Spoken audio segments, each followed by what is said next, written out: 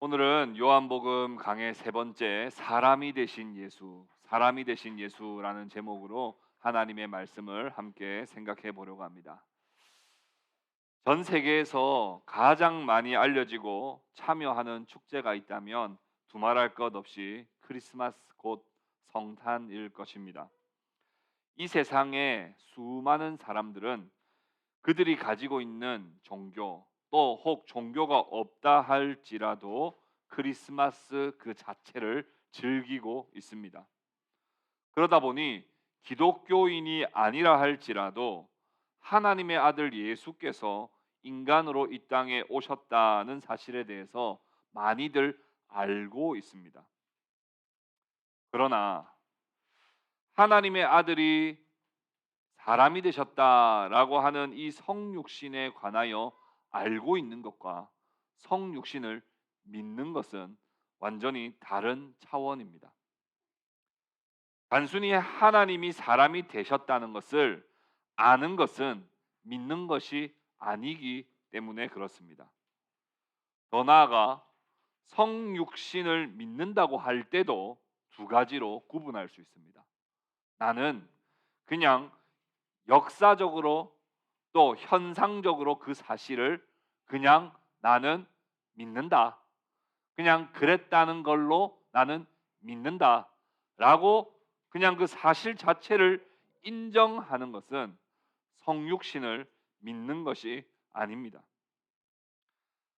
하나님이 사람이 되셨다는 그 현상과 역사적 사실을 인정하는 것을 넘어서 그 성육신 안에 있는 참된 의미를 우리가 알고 신뢰하며 누리는 것까지 나아가야 참으로 믿는 것입니다. 그냥 하나님이 사람이 되셨지. 오케이, 인정. 이게 진짜 믿는 걸까 하는 거예요. 요한복음은 다른 복음서들과 달리 2000년 전 베들레헴에 탄생하신 그리스도의 이야기로 복음서가 시작되지 않고 태초로까지 시간 여행을 떠나서 예수님을 설명합니다. 예수님은 태초부터 계셨으며 말씀이시다. 그리고 이 세상을 창조하신 창조자이시다. 예수님을 그 이전에는 볼 수 없었으나 예수님의 생명의 빛은 계속해서 이 세상을 향하여 비치고 있었는데 때가 참에 생명이 비치신 그리스도께서 사람이 이제 되신 겁니다.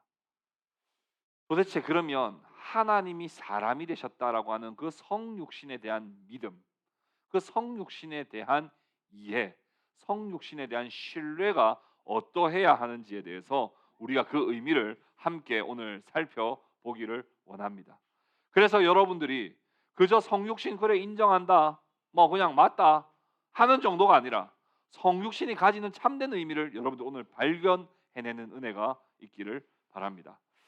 첫 번째, 신비입니다. 신비. 하나님의 아들이 사람이 되셨다는 건 신비입니다. 14절 첫 말씀에 보시면 말씀이 육신이 되어 이렇게 말씀합니다. 말씀이 육신이 되어 하나님의 아들이 사람이 되셨습니다. 이 세상에 이보다 더 놀라운 일이 어디 있겠습니까?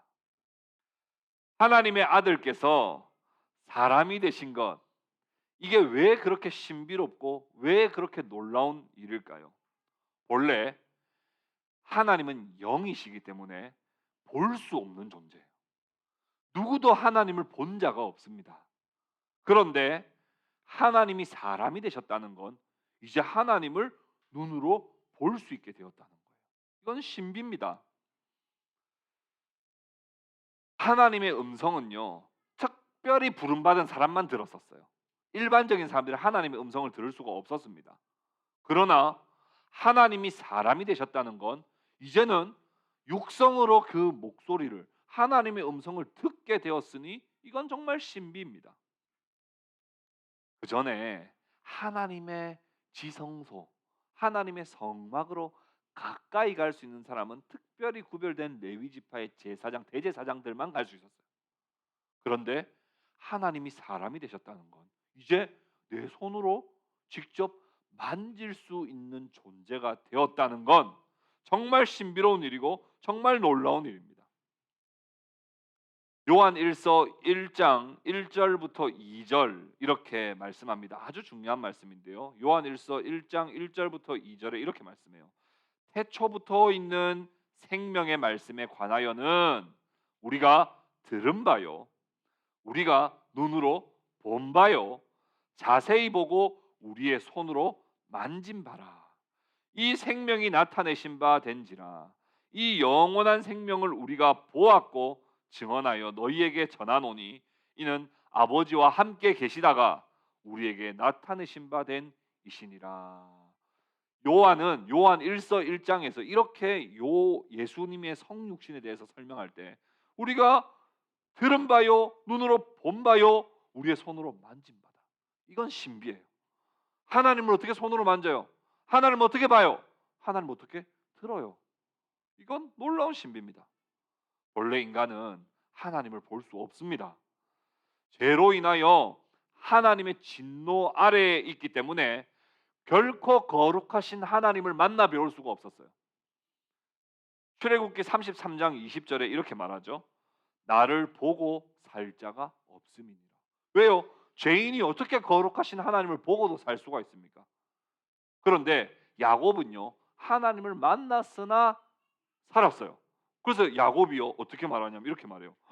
내가 하나님을 만났는데도 내 목숨이 보존되었다. 기적이라는 거예요. 왜냐하면 하나님을 보고는 살 자가 없는데 내가 하나님을 보고도 살았기 때문에 너무 이건 놀라운 일이라고 그렇게 야곱이 고백하기도 했습니다. 이처럼 하나님을 본다는 것은 목숨과 직결되기 때문에 누구도 감히 상상할 수 없는 일입니다. 그러나 하나님이 이제 사람이 되셨습니다.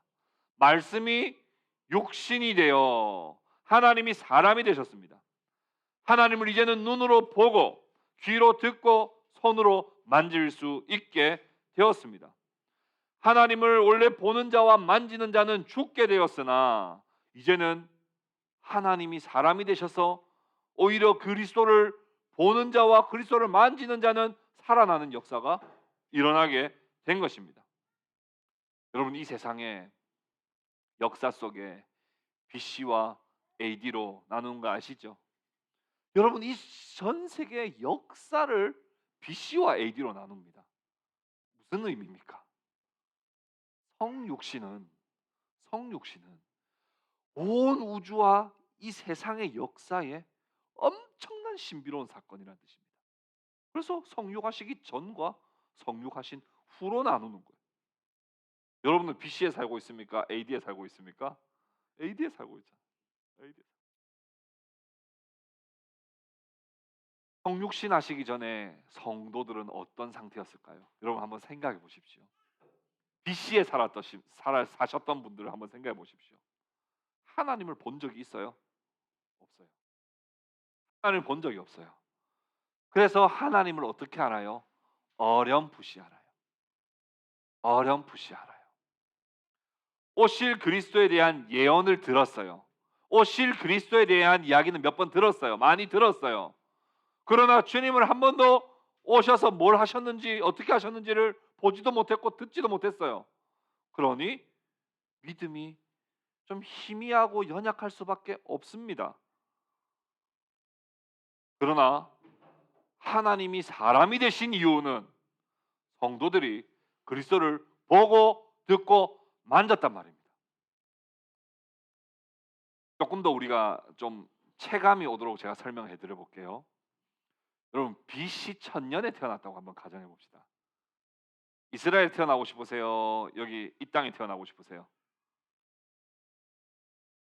일단 이 땅부터 설명할게요. 이스라엘 갈까요? 이스라엘 바로 갑시다. 이 땅에서 태어났으면 고조선입니다. 예수님 알 수 없죠? 그렇죠? 그건 넘어갈게요. 이스라엘 태어났다 봅시다. BC 1000년이면 다윗 시대입니다. 오, 좀 은혜 충만합니까? 안 충만합니까? 충만해요. 다윗이 통치하는 시대인데 사울 통치하는 시대도 아니에요. 다윗이 통치하는 시대니까 얼마나 우리 가운데 경건했겠어요. 근데 예수님 알 수 있어요? 예수님 몰라요.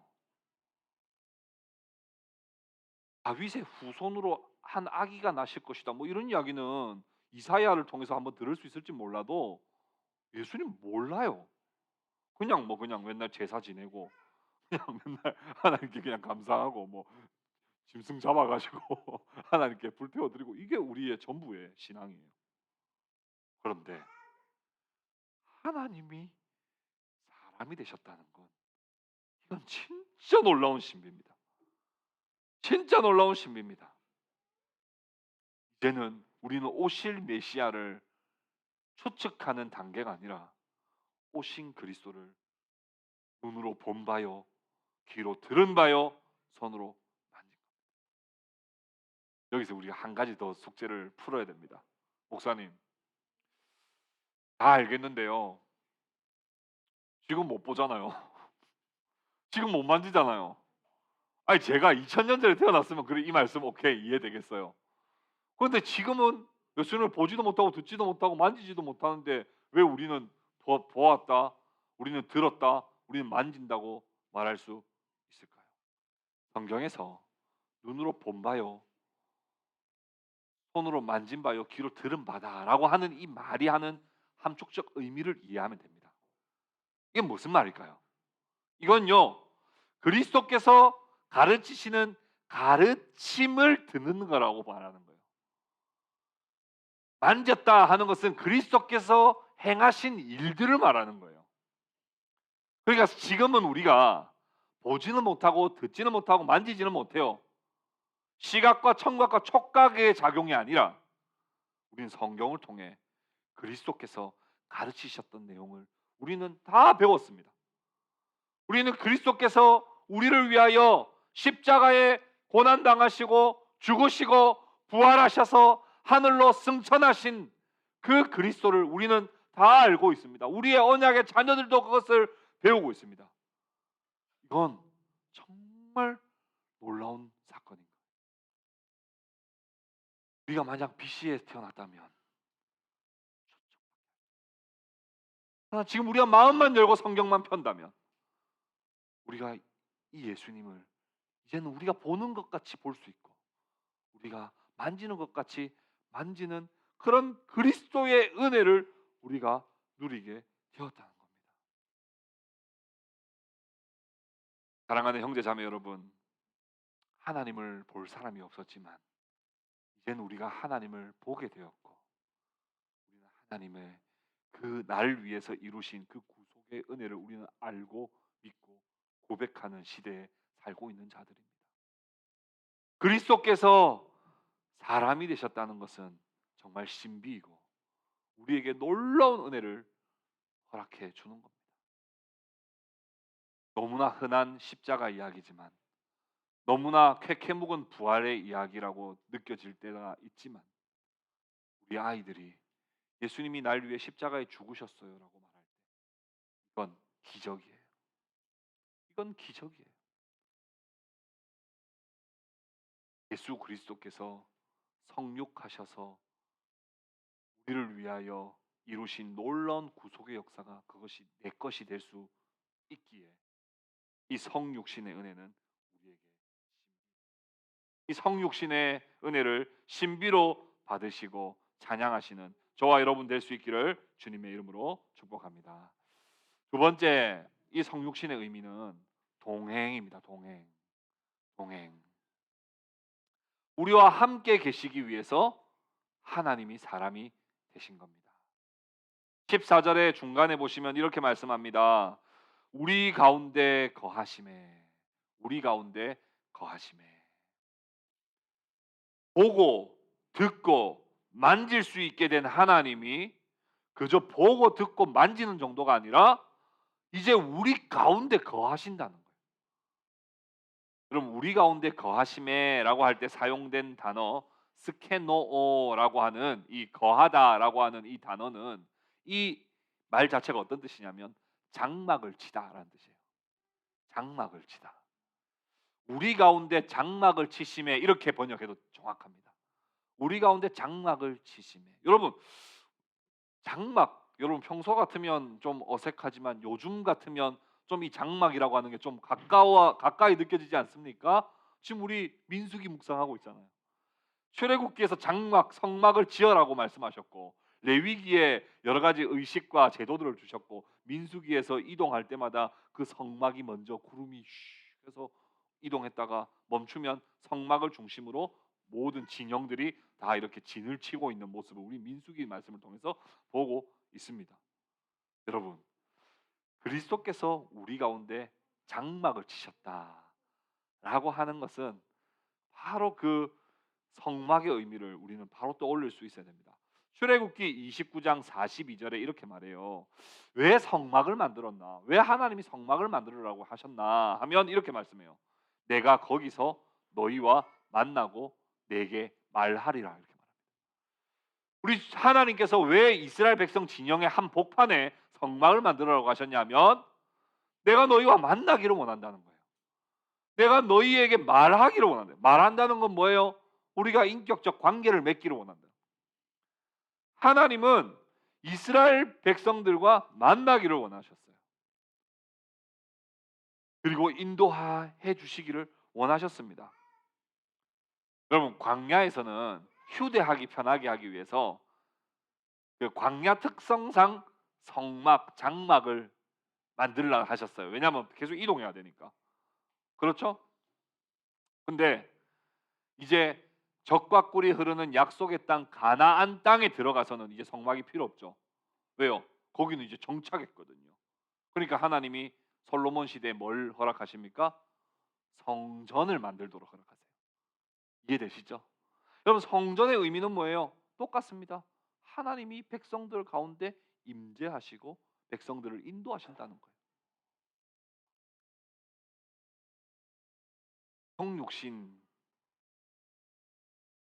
성육신이 우리에게 가지는 두 번째 의미는 구약의 광야의 성막과 솔로몬의 성전으로 자기 백성들에게 거하셨다면 이제는 하나님이 친히 우리 가운데 장막을 치시고 우리의 성전과 우리의 성막이 되어 주셔서 우리 가운데 임재하시고 우리를 인도하신다는 의미가 바로 성육신의 두 번째 의미인 것입니다.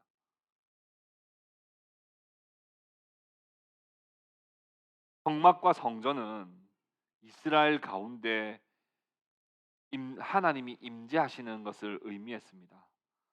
그러나 그 성막과 성전은 그림자에 불과합니다. 성막과 성전은 하나님이 너희와 함께 하실 것이라고 하는 것을 예표하는 것이기도 합니다. 그러나 이제는 하나님이 우리 가운데 장막을 치셨습니다. 우리 가운데 온전히 거하셨습니다. 그것이 바로 성육신입니다. 성막과 성전의 실체는 바로 예수 그리스도이십니다. 그리스도께서 자기 백성 가운데 친히 함께 하시기 위해 거하시는 겁니다. 마태복음 1장 23절에 주의 사자가 마리아의 남편 요셉에게 뭐라고 전했습니까? 아들을 낳을 것인데 아들의 이름을 임마누엘이라 하라 그랬어요. 임마누엘 뜻이 뭡니까? 하나님이 우리와 함께 계신다는 거예요. 예수 그리스도는 임마누엘로 이 땅에 오신 겁니다. 하나님이 사람이 되신 것은 우리와 함께 계시기 위해서예요. 비록 지금 우리는 성막이 없습니다. 지금 우리는 성전이 없어요. 그러나 그리스도께서 이 땅에 오신 그 놀라운 사건을 통해 이미 예수님은, 하나님은 우리 가운데 장막을 치시고 우리의 걸음걸음을 함께 하시며 우리 가운데 임하신다는 것입니다.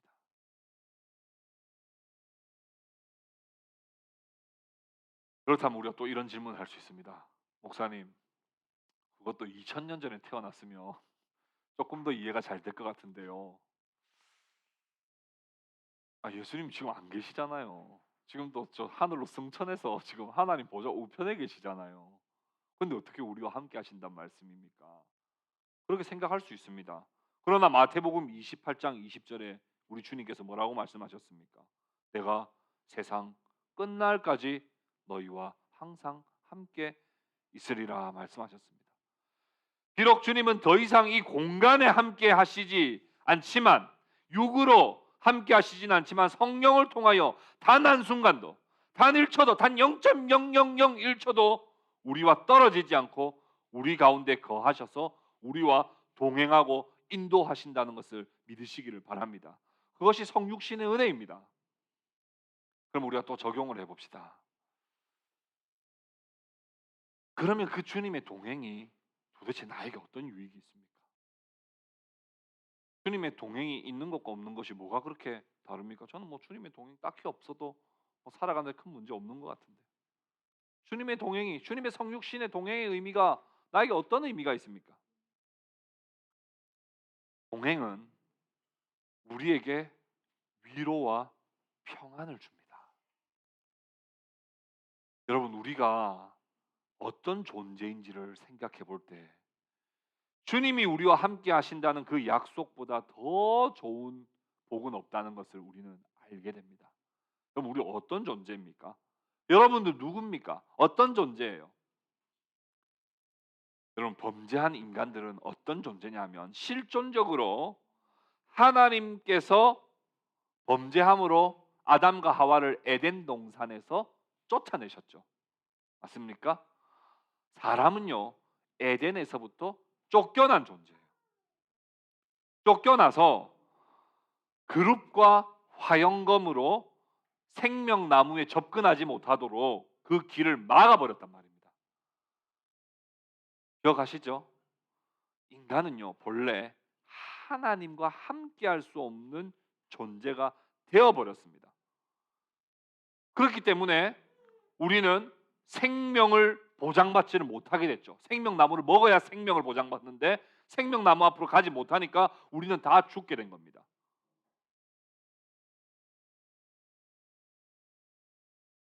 그래서 가인이 이렇게 말해요. 주께서 오늘 이 지면에서 나를 쫓아내시온즉 내가 주의 낯을 배웁지 못하리니, 이렇게 이야기합니다. 인간들은 다 하나님의 에덴에서부터 생명나무에서부터 쫓겨난 존재들이에요. 그게 우리의 실존입니다. 사람은 누굽니까? 사람은 어떤 존재입니까? 할 때 가장 중요한 인간의 정체성이에요. 하나님으로부터 쫓겨나서 생명나무로 접근을 할 수 없는 존재란 말입니다. 그래서 인간들은 다 불안하고 두려워요. 다 불안하고 두려워요. 여러분, 불안하잖아요. 두렵잖아요. 염려를 안고 산단 말입니다.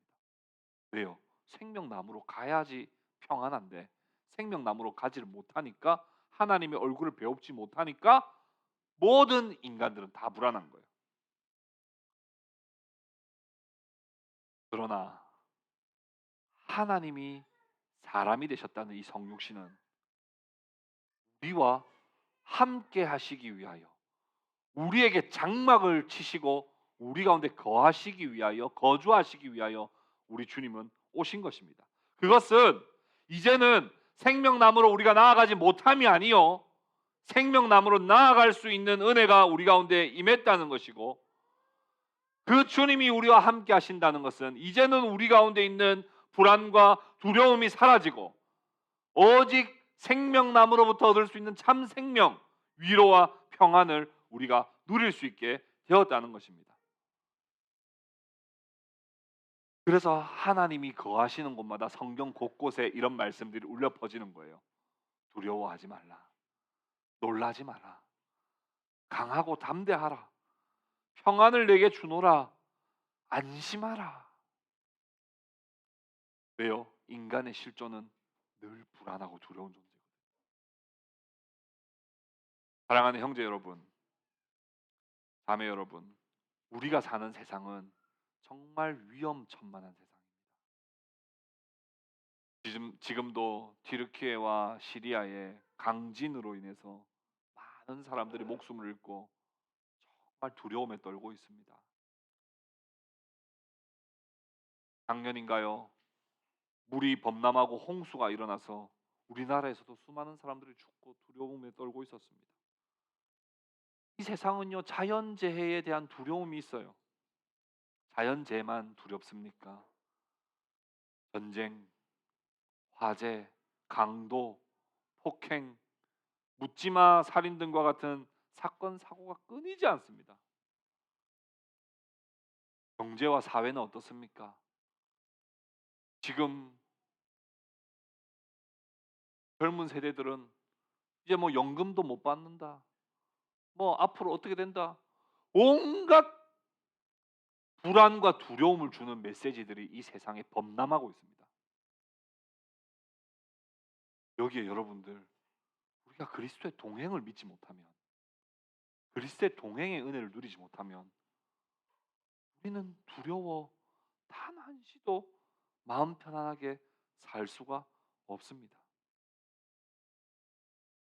성육하신 그리스도께서 우리 가운데 장막을 치셨다는 것을 우리가 믿을 때, 그리스도께서 우리를 인도하시기 위하여 우리 가운데 오셨다는 것을 우리가 믿을 때, 그리스도께서 내 갈 길이 험난하고 가시밭길이라 할지라도 주님이 나와 함께 하신다는 것을 우리가 믿을 때 내 영혼은 안전하다고 고백할 수 있는 것입니다. 성육신 하신 그 주님의 동행을 믿고 그 동행의 은혜를 누리시는 저와 여러분 될 수 있기를 주님의 이름으로 축복합니다. 우리 세 번째로 생각해 볼 것은, 성육신은 영광입니다. 영광. 그리스도를 통하여 하나님을 볼 수 있기 때문입니다.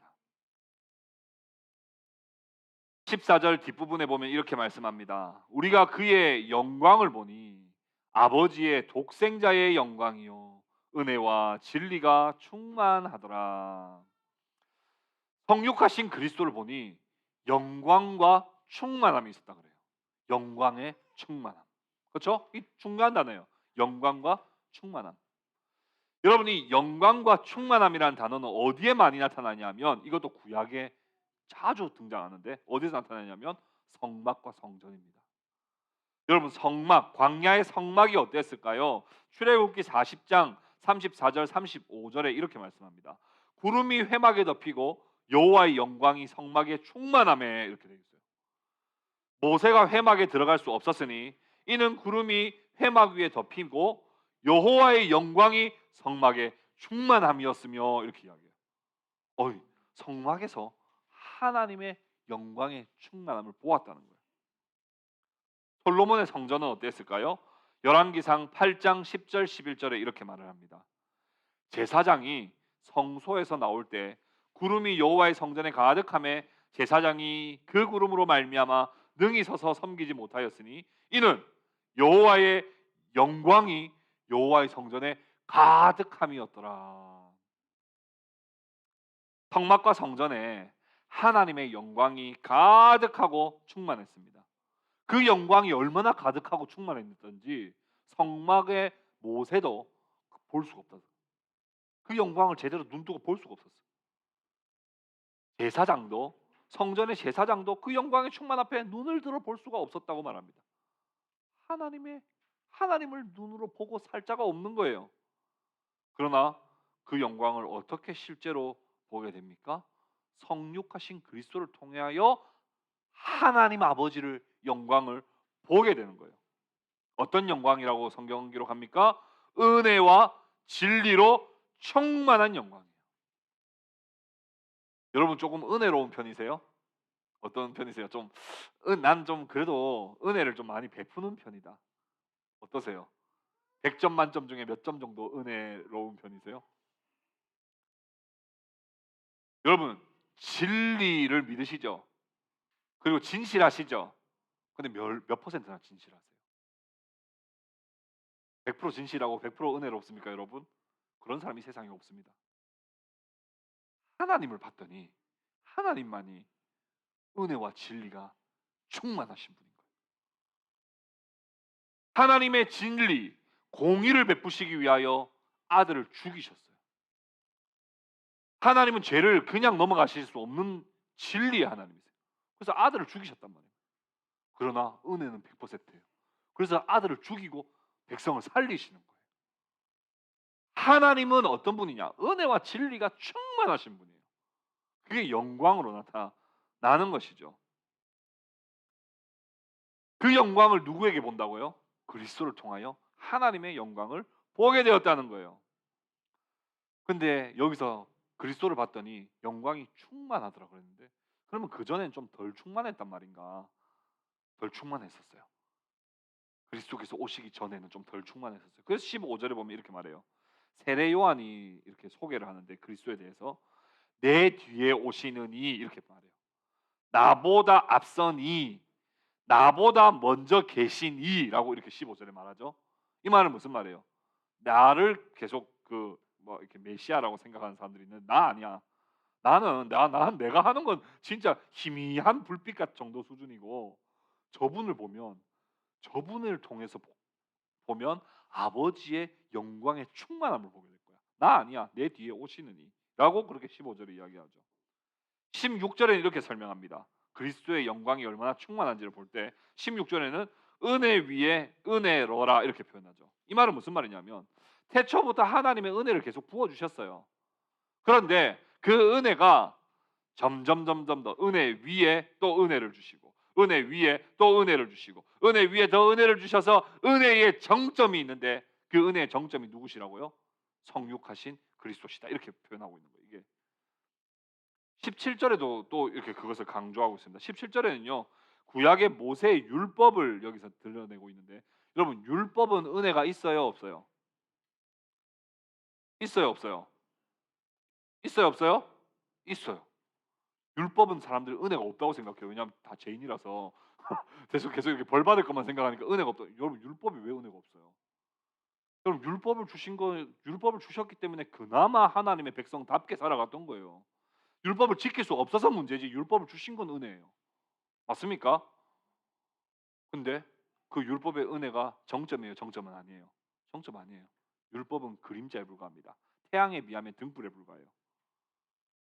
진짜 태양같이 찬란한 하나님의 영광을 보게 되는데 그게 누구시라고요? 성육하신 예수 그리스도시라고요.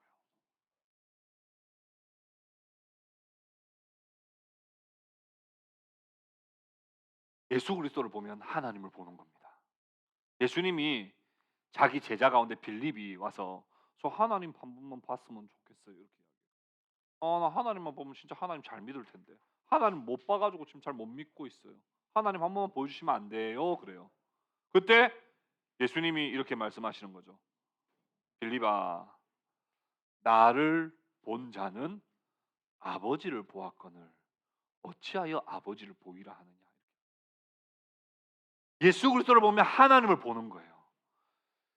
사람이 아닙니다. 참 사람이시지만 그저 사람이 아닙니다. 예수 그리스도를 볼 때는 참된 신성과 참된 인성을 가지신 하나님을 보게 되는 겁니다. 요한복음 11장 40절에 예수님이 이렇게 말씀하셨어요. 예수께서 이르시되 내 말이 네가 믿으면 하나님의 영광을 보리라 하지 아니하였느냐 이렇게 말합니다. 그리스도를 통하여 은혜와 진리가 충만한 하나님의 영광을 보게 되는 것입니다. 그러면 이 말씀은 또 어떻게 적용해야 됩니까? 알겠는데요. 그게 저하고 무슨 상관이 있습니까? 여러분 우리 그런 마음 좀 있지 않습니까? 하나님을 한 번만 봤으면 좋겠다. 현미자매 어떠세요? 그래도 하나님 한 번만 좀 이렇게 봤으면 좋겠다는 마음 있죠. 세차 형제 어떠세요? 진짜 기적이라도 한번 좀 체험했으면 좋겠다. 그렇죠? 그런 마음 저도 있어요. 진짜 한번 좀 진짜 이거는 절대로 내가 부인할 수 없는 놀라운 체험이 한번 나에게 좀 있으면 좋겠다. 그건 사실 하나님을 믿는 사람이라면 누구나 받는 사실 갈급함이고 또 어떤 면에선 욕망이기도 합니다. 왜냐하면 좀 위험한 발상이에요. 하나님 우리에게 기적을 주실 수 없어서 우리에게 기적을 안 주시는 분이 아닙니다. 근데 왜 우리에게 이렇게 기적이 작게 일어나지 않을까요? 기적이 작게 일어나면 자주 일어나면 우리는 하나님을 계속해서 더 축소시킬 위험성이 있는 존재들이에요. 내가 감기 걸렸을 때 기도했더니 약도 안 먹었는데 감기가 팍 나왔다. 그러면 벌써 이미 우리는 하나님은 이런 분이라고 하는 그 하나님의 광대하심을 보지 못하고 딱 하나님은 이런 분이라고 하나님을 그냥 정의 내려버려서 하나님을 공식화해 버려요. 그런데 요번 그 다음에 감기 걸렸어요. 자 기도 뭐죠 하나님? 그때는 뭐 이렇게 뭐 지금 뭐 이렇게 뭐 힘이 사라지셨어요? 뭐 이렇게 이제 우리가 그 기적과 체험을 경험한다는 게 얼마나 우리 연약한 인간에게 있어서 하나님을 계속해서 이렇게 작게 볼 수 있는 것인가라고 하는 위험성이 늘 도사리고 있습니다. 그러면 우리가 하나님을 어떻게 하면 볼 수 있을까요? 어떻게 하면 하나님 볼 수 있습니까? 이선자매? 예? 뭐라고요? 믿음. 믿음의 눈으로 하나님을 맞습니다. 우리가 어떻게 하나님을 볼 수 있냐? 빌립이 물었던 질문과 똑같아요. 그리고 빌립에게 하셨던 대답과 똑같아요. 뭐요? 나를 보면 하나님을 보는 거예요. 여러분 하나님을 보고 싶으십니까? 그러면 오늘부터 예수 그리스도께 정말 집중해 보십시오. 정말 예수 그리스도께 집중해 보십시오. 그러면 하나님의 영광을 여러분들 보는 것과 같은 은혜를 여러분 반드시 경험하게 될 것입니다. 요한복음을 우리 공부하고 있습니다. 여러분 요한복음 공부하는 이 가운데 예수님을 더 보기를 원합니다. 이 땅에 성육하신 예수님의 가르침을 더 알기를 원합니다. 그리스도께서 하셨던 그 놀라운 일들을 내가 더 풍성히 누리기를 원합니다. 예수님, 내가 예수님을 더 보기를 원합니다. 할 때 예수님을 통해 하나님의 은혜와 진리가 충만한 영광을 우리가 보게 되는 것입니다. 그리고 그 영광이 우리 가운데 거하시는 하나님의 은혜로 충만할 때 오늘날 성전은 누가 성전이에요? 오늘날 성전은 어디 있습니까? 내 몸이 성전입니다. 내 몸에 거하시는 하나님의 임재로 충만할 때 우리가 성화되어 가는 거예요. 거룩한 하나님의 백성다워지게 되는 이게 바로 기독교 신앙의 핵심입니다. 말씀을 맺겠습니다. 오늘도 우리 주님은 우리에게 물으십니다. 너희는 나를 누구라 하느냐? 여러분 예수님에 대해서 어떻게 고백하시겠습니까? 저 그냥 성육신 하시는 걸 인정하는데요. 뭐 어릴 때부터 배워서 뭐 특별히 의심은 한 적 없어요. 여러분 이런 상태로 평생 살아가시겠습니까? 아니면 성육하신 그리스도의 그 참된 의미를 여러분 삶에 정말 누리며 살아가시겠습니까? 요한이 기록한 요한 2서 1장 7절에 이렇게 선언합니다. 예수 그리스도께서 육체로 오심을 부인하는 자가 적그리스도다. 그리스도의 성육신을 믿으시기를 바랍니다. 그리스도의 성육신이 주시는 풍성한 의미를 깨닫고 여러분 삶 속에서 풍성히 누리는 은혜가 저와 여러분 가운데 충만할 수 있기를 우리 주 예수 그리스도의 이름으로 축복합니다. 우리 함께 말씀을